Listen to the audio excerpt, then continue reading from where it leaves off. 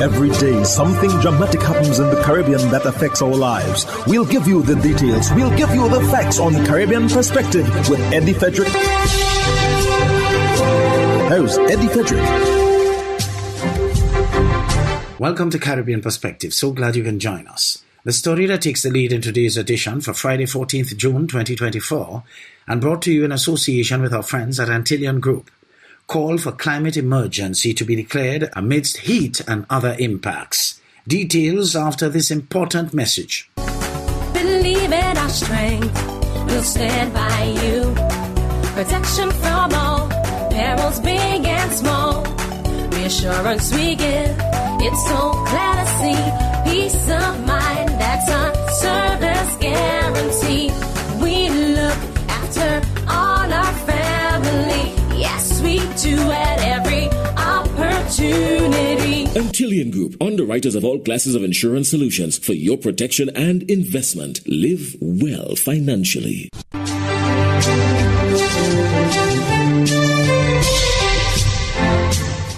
Welcome back. Director of the Department of Environment, Ambassador Dan Blacklane, is urging the government of Antigua and Barbuda to declare a climate emergency. The call comes as Antiguans and Barbudans increasingly feel the impacts of climate change, including the searing heat. She believes this unprecedented move is essential to build the nation's climate resilience. ABS's Jamie J. Roger reports. Same impact that we feel if it's as a Category 3 hurricane. As a Category 3 hurricane, the Prime Minister and his ministry would have declared an emergency. We should declare an emergency. Every summer from here onwards, an emergency should be declared, and we should take emergency measures to get people ready. She says a climate emergency would mean immediate support for the 70% of homes in the country that are not yet climate resilient. This includes reducing the cost of importing crucial materials to help vulnerable communities. I think you should do it right now. It is hurting people. But because we're not looking for that, we're not being prepared for that we're not really tracking. So we know our medical professionals are tracking it and the heat, but we have to start looking at our workers. The Department of Environment is already stepping up importing air conditioning units to sell at lower prices.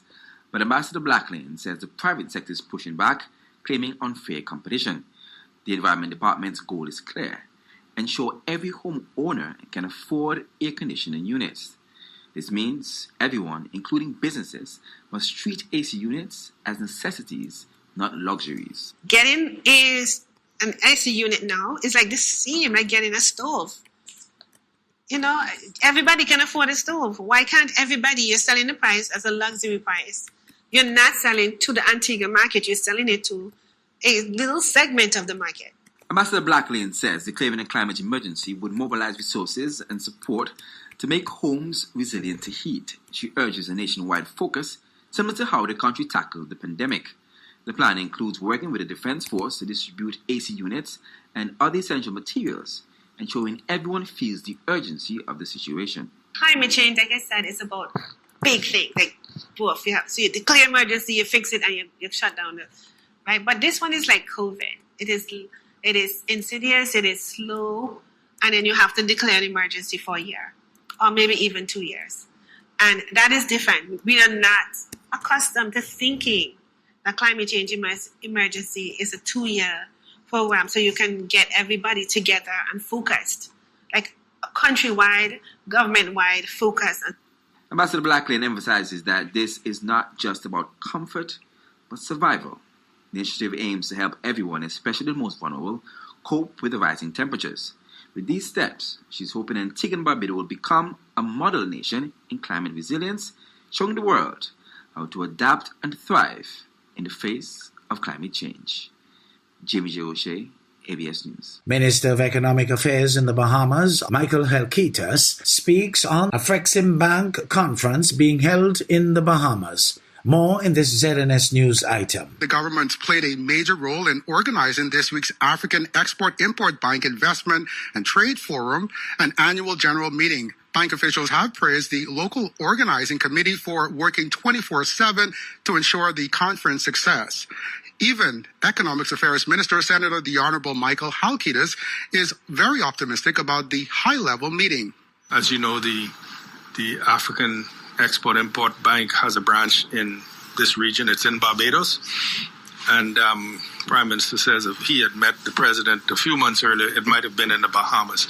But we're very, very excited. Again, it puts the Bahamas on the map. We'll have people from all over the world come here. We'll have an immediate economic impact in terms of hotel occupancy and money spent, but as well, we have an opportunity to have conversations with, business leaders from around the world who might have an interest in investing in the Bahamas, or, we might have Bahamians who have an interest in investing somewhere else. So very, very excited about having that meeting. Now, just so you're aware, this event starts with an official address from the Governor of the Central Bank, John Rowe. You're listening to Caribbean Perspective with Eddie Frederick, in association with our friends at Antilian Group, underwriters of all classes of insurance solutions for your protection and investment. Live well financially. The hurricane season is now upon us, so we as Caribbean people need to remember to think safety and be prepared. Avoid venturing outside during a storm or hurricane, especially if there are strong winds. Rooftops and other debris are often blown about and can cause great damage.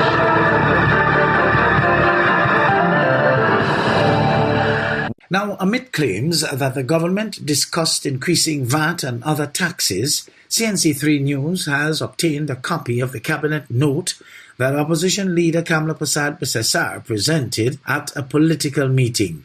Government Cabinet Note 1032 dated May 21st refers to proposals of the VAT rate, income tax, corporation tax, a business levy and new tax brackets for the Cabinet's consideration.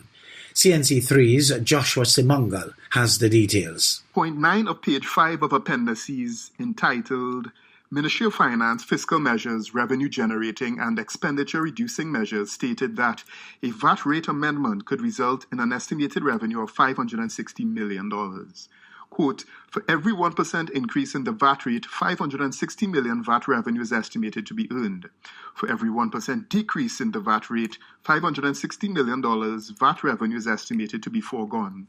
NB, an increase in the VAT rate to 15% can result in additional revenue of $1.4 billion in revenue earned annually once properly administered, the document stated. Appendix 4 of the Cabinet Note also referred to possible revenue generation through other initiatives, among them a new tax bracket for high-income individuals and commercial banks, the introduction of a tier taxation system, corporation tax, a tax amnesty, a business levy, revised penalties to ensure compliance with the Board of Inland Revenue, and a new drug application fee. All possible initiatives were listed as potentially generating a revenue of $2.7 billion. There was, however, no confirmation or definitive suggestion in the document that VAT or any of the tax increases would occur. While the opposition believes the document refers to the government's intention to raise the VAT rate and increase other taxes, the government maintains that is false and has no intention to do so. Open quote, there is no recommendation to increase or decrease VAT or any other tax in the note, and thus no decision was made, and the proposed decreases or increases in tax were thus never discussed, end quote. Minister of Housing and Urban Development Camille Robinson-Regis told CNC3 News on Tuesday. Opposition leader Kamla Prasad Bissessar showed a copy of the note during a UNC internal election starting meeting in Barrackpore last evening. She said she did not engage in fake or fraudulent documents. Joshua Simangal, CNC3 News. A nuclear-powered Russian submarine and 3 Russian warships arrived in Havana, Cuba on Wednesday to conduct military exercises. U.S. officials say the move is likely Russian President Vladimir Putin's high-profile response to the Biden administration's support for Ukraine. CBS's David Martin has more from Washington. Having passed just 30 miles off Florida, a 4-ship Russian flotilla pulled into Havana today, led by a warship and a submarine, both armed with guided missiles, and greeted by a 21-gun salute. While the submarine is nuclear-powered, U.S. officials say there's no indication it is carrying nuclear weapons. We, of course, take it seriously, but these exercises don't pose a threat to the United States. It's not the first time Russian warships have pulled into Cuba. But U.S. officials say this appears intended by Vladimir Putin as a high-profile response to the Biden administration's support for Ukraine. The frigate has been used in the past to test one of Russia's newest hypersonic missiles. We're always constantly going to monitor any foreign vessels operating near U.S. territorial waters. 2 American destroyers plus 2 ships specially equipped with sonar for tracking the submarine, along with Navy patrol planes, even sail drones, shadowed the Russian flotilla as it made its way across the Atlantic into the Caribbean. The Russian ships are expected to remain in Havana until next week before getting underway again, perhaps for Venezuela. When they do, officials say, the U.S. Navy will start shadowing them again. A nuclear-powered submarine in Havana evokes memories of the 1962 Cuban Missile Crisis, but National Security Advisor Jake Sullivan said today there is no evidence Russia is transferring nuclear missiles to Cuba. Nora? And everybody watching very closely, David Martin, thank you. The deployment of the Kenyan police force for a peacekeeping mission in Haiti will most probably take place in the coming week or 2, assured William Ruto, the Kenyan president, on Sunday 9th June. Africa News has more. Kenya is required to lead this mission that was concluded in October 2023 by the United Nations Security Council with a troop of 1,000 policemen to join forces with the Haitian police in the fight against organized gangs. Other countries taking part in this mission include the Republic of Benin, the Bahamas, Bangladesh, Barbados, and Chad. In Kenya, this controversial issue was taken to the Court of Justice on the 26th of January, terming the operation unconstitutional, illegal, and invalid. Human Rights Watch organization at the end of May questioned, among others, the human rights record of the Kenyan police, which has been accused in the past of using excessive force and extrajudicial executions. Haiti has for decades now suffered a chronic political stalemate, with 80% of the capital Port-au-Prince under the control of the criminal gangs accused of several executions, killings, rape, and kidnapping for ransom. Appeals begin for Vybz Kartel and co-accused case. Vybz Kartel and his 3 co-accused are set to appear in the Court of Appeal tomorrow morning, starting at 9:30, to determine whether there is to be a retrial for the alleged murder of Clive Lizard Williams. On May 30, Supreme Court Judge Andrea Thomas rejected an habeas corpus application by Kartel and 2 of his co-accused to be released from prison. Dancehall star Kartel, whose given name is Adidja Palmer, Sean Storm Campbell, Kahira Jones, and Andre St. John were charged with murder in 2011. However, on March 14, 2024, the Judicial Committee of the UK Privy Council quashed those murder convictions surrounding issues of jury misconduct. Kartel and Andre St. John are represented by attorney Isat Buchanan, Kahira Jones by John Clark, while Sean Campbell is represented by Bert Samuels, who, during an appearance of CVM breaking coverage of the May 30 ruling with Curlin Brown, raised the following points about the pending Court of Appeal hearing. It's going to be a week. It might have been set for a week for hearing. It's going to be huge attention in the Court of Appeal. The Court of Appeal, the courtroom is pretty large, but nonetheless, it can't hold more than, let's say, maybe 15 persons from the public. So I think that matter should be videotaped. It should be zoomed into the public so we can see what happens. It's going to take a lot of our, one of the interesting features of the case is that the DPP at the time is no longer the DPP now. So, it's going to be manned by other laws. It's going to be interesting to see which prosecutor comes to court to defend this matter. And it's going to be a lengthy hearing in my view.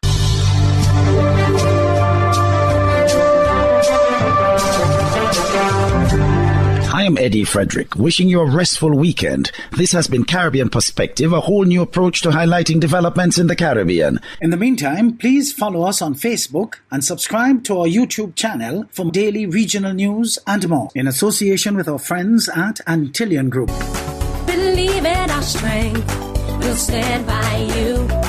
Protection from all perils, big and small. Reassurance we give, it's so clear to see. Peace of mind, that's our service guarantee. We we look after all our family. Yes, we do at every opportunity. Antilian Group, underwriters of all classes of insurance solutions for your protection and investment. Live well financially.